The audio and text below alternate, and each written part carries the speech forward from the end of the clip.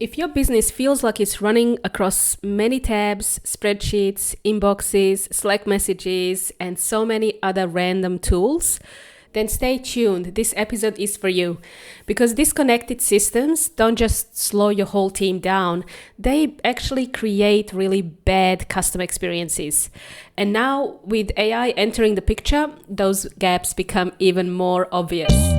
Hello guys, welcome back to the Bumper Blueprint podcast. My name is Jovana Vujnic, and over the last few episodes, we've been working through the framework step by step. Step 1 was all about finding the leaks. Step 2 was all about cleaning up the lead flow. Step 3 was removing clutter and decluttering your marketing. And today we're going to be moving into step 4, which is all about building what I like to call a connected core or AI brain, because this is the stage where businesses either create momentum or they end up continuing with the same story with a kind of a digital duct tape held together, like multiple spreadsheets working on the same things and wasting time on a lot of admin. And honestly, this is one of the biggest issues I'm seeing right now. Businesses are adding more tools faster than they're building any strategy. There is always a new app for something, a new chatbot, another automation layered on top, another funnel to build. But underneath everything, nothing is really working properly. And eventually this can also cascade down to your customer base. Your customers can actually feel how disconnected your systems are. If you've ever walked into a shop, you would have seen what poor customer service looks like and what a good customer service looks like. And that's because of these systems. And I would say that is the hidden cost of having a disconnected system. So now on the surface, disconnected tools don't always look like a major issue. The business can still operate. Emails still go out, you still have inquiries, leads are coming in, but behind the scenes, your team is kind of on a hamster wheel. They're manually moving information everywhere. They're copying, pasting, double checking, following up manually. And as your business grows, your systems will need to start to adapt. So things will start to break, and usually you'll have either customer complaints or somebody has not shown up to work. Things like that usually is a systematic issue. We worked with a business where website inquiries were going into one system. Let's say they had a CRM. Bookings were handled somewhere else. Onboarding lived in spreadsheets or Trello boards. Everyone likes to use Trello still. And marketing automation set separately again. That gets really hard. So every time a customer came in, someone internally had to manually connect all the dots. And eventually clients received the wrong emails, onboarding was delayed, and customers were repeating information multiple times. And now from that business side, it looked like a kind of a small operational issue. But if you were on the other side, if you were on the customer side, everything would have felt disorganized. And this is the part businesses kind of underestimate. Customers don't separate your systems from your brand. Your system is almost the brand, the promise you make to your customers. To your customers, it's all the same experience. And why am I talking about this? I think in the age of AI, this becomes even more important now because businesses are rushing into AI. That's my personal opinion. I think they're rushing because here's what I've just recently been asked by so many business owners. Should I use Claude? Have you heard of this thing called Claude? Should I switch to ChatGPT? Is ChatGPT still relevant? Is Gemini better? What is Hermes? OpenClaw? What shall I use? Claude Cowork. What's the difference between Claude Code and Claude Cowork? But honestly, I don't think the future is about relying on one AI tool. So even preparing for this episode, I actually used multiple tools. I used, just for content, I still prefer ChatGPT, Claude. I used the same prompts for Claude. I find Claude very, very different or dry for content. And I find ChatGPT a bit more soft, and it seems to be a lot more customized to the business. I don't know why, but it just seems to spit out exactly what I need. I also use Gemini, and I've built a custom gem. They're called gems because we use Google for Business. And as part of your plan, you have Gemini and access to all of these tools. And I actually like their product called Notebook LM, which is now part of Gemini too. So if you use Gemini to ask as a chat, like a ChatGPT, then you can also access your brain, which I think is something maybe I should do an episode on, that you can build using Notebook LM. And X, I also use X. So if I want to reference anything or find sources, anything that is current affairs, I think Grok is really great at finding that, but I still find I wouldn't use it for content.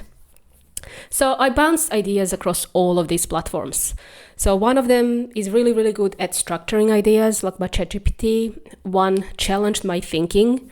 Claude sometimes does that really well.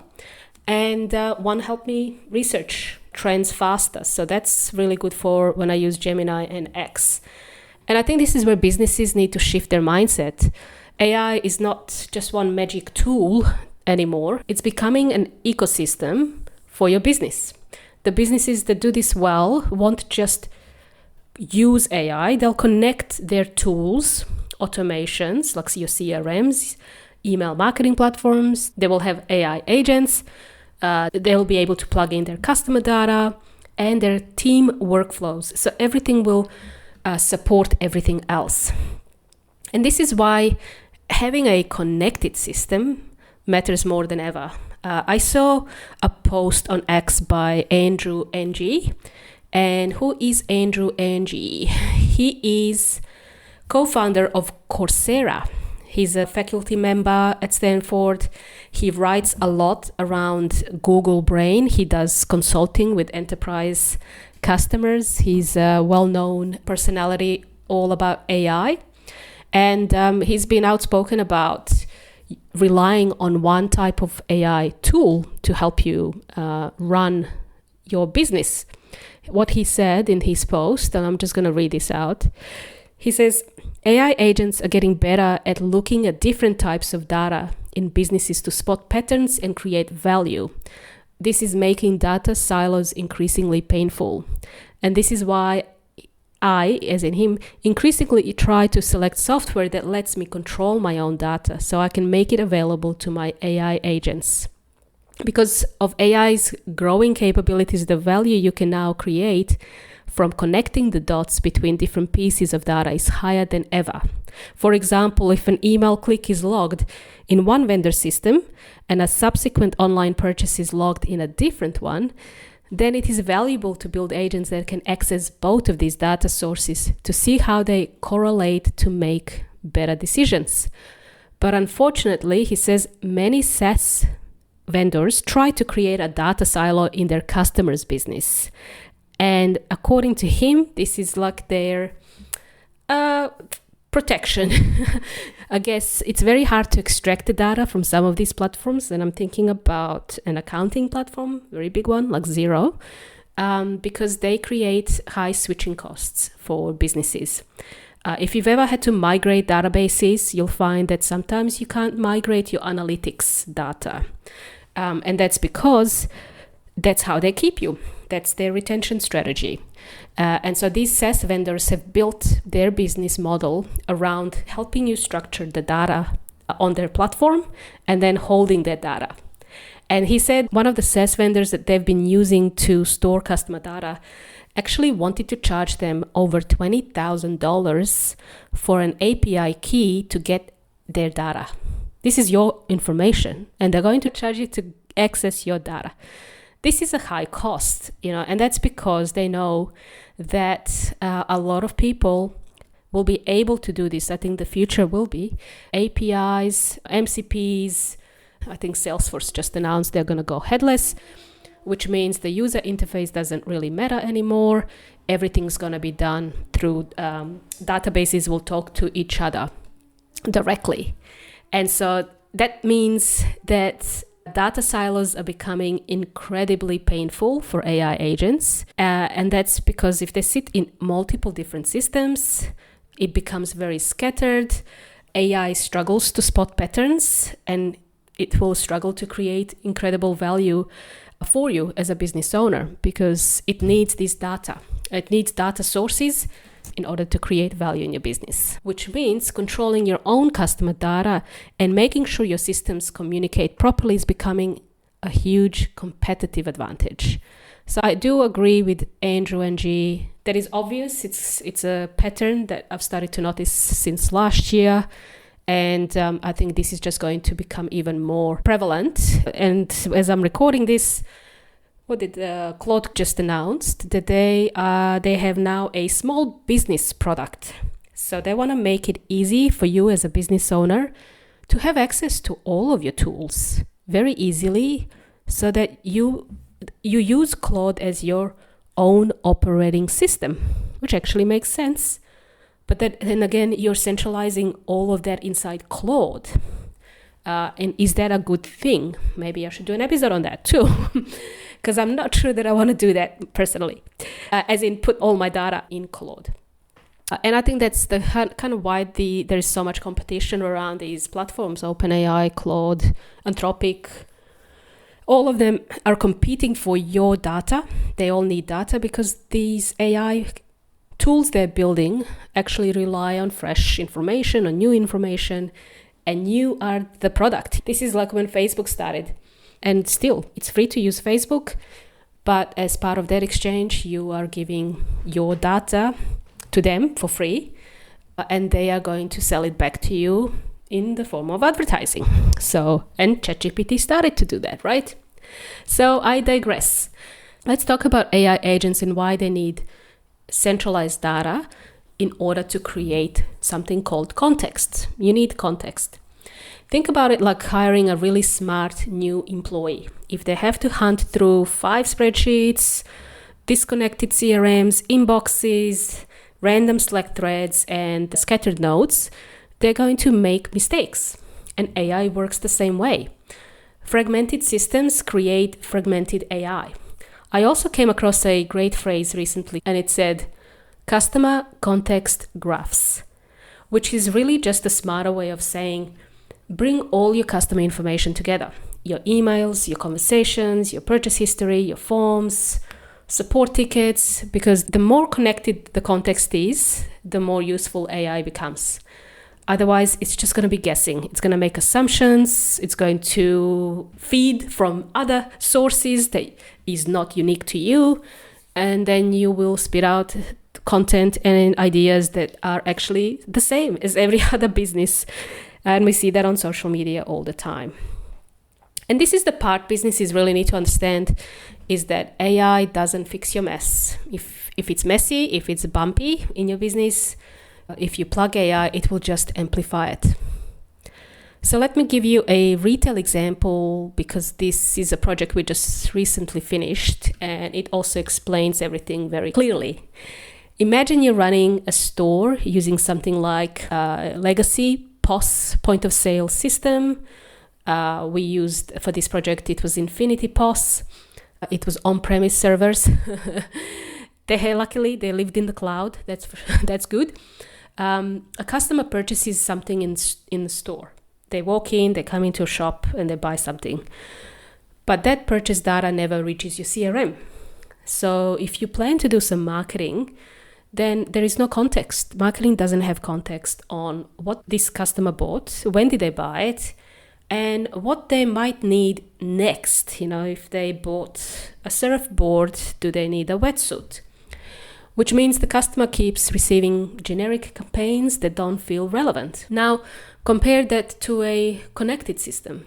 The point of sale now talks directly to their CRM, which is ActiveCampaign. The purchase data syncs automatically, and now the customer journey seems seamless, right? It changes completely. It becomes a very positive experience.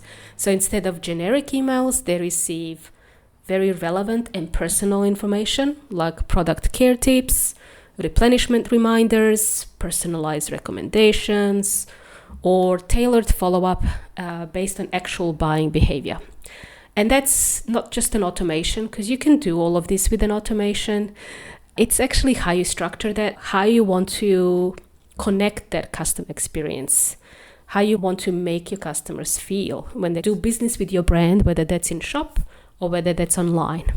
And customers absolutely notice the difference and all the detail. Now, this is important. The goal isn't to have the most advanced tech stack, the latest. The goal is to create a business that feels easy to move through for your customers and for your team. Sometimes the best thing you can do isn't adding another platform. It's simplifying what already exists. And I think if you're doing something that you're receiving positive feedback from your customers, it means you should amplify that in your business and ensure that your systems communicate properly. Because once your systems are connected, teams stop duplicating work, there's no double handling, customers stop getting multiple emails or being flooded with messages they don't care about, and automation actually starts supporting the business instead of creating more admin for you. And this is how we like to work with our clients and how we approach it inside the Bumper Blueprint, which is our automation strategy, and how we build a marketing growth system for you. We don't start with what tools do you want? Which tool is better? We start with how should your customer feel when they come into the shop? How should any experience feel for the customer online? Then we build the systems around that, because your customer journey should guide your technology decisions, not the other way around. So if step 1 was about finding the leaks, step 2 was cleaning up the lead flow, and step 3 was removing the clutter, then step 4 is about creating your connected core, because disconnected systems create disconnected experiences. And in the age of AI, connected systems, as I said, become even more important. So if you're listening to this thinking, honestly, our systems are all over the place, you're not alone. This is one of the biggest challenges businesses face as they grow. And if you'd like my help mapping out your systems or simplifying your tech stack, simplifying the world of AI, and figuring out what actually needs to connect before you automate further, you can head to bumperleads.com and you can book a chat with myself for about 20 minutes. We can chat, and I'm happy to share information as to what you can do in your business. You will have 3 things you could do immediately to improve your business and your customer experience that you can action yourself. So next episode, we'll move into step 5 of the Bumper Blueprint, which is all about creating personalized customer journeys that still feel human as you scale. Until then, stay curious, stay human, and keep building systems that support your business. Thank you for listening to the Bumper Blueprint podcast.